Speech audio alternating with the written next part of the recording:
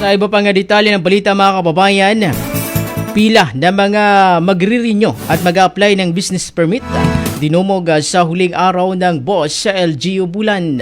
Para sa detalye ng balita, nasa linya Mega Patrol number 5 Romel Coro. Bicol Network News Report!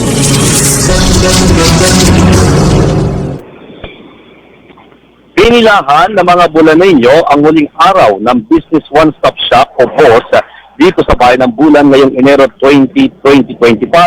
Ayon sa impormasyon, halos minumog ng mga nagnanais ng apply at mag-renew ng business permit ang huling araw ng BOSS na siya naging dahilan din ng mahabang pila.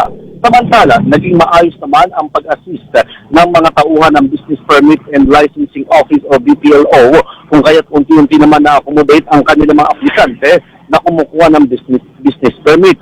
Sa kabilang dako, kakapasok pa lamang na balita, nagpalabas ng kautusan ng BPLO na magkakaroon ng extension ang BOSS hanggang ngayong buwan ng Enero 28 taong 2025. Mula dito sa Bulan Transport para sa Bicol Network News, Mega Patrol number 5 Romel Grabador Coro, tatak tunay na serbisyo.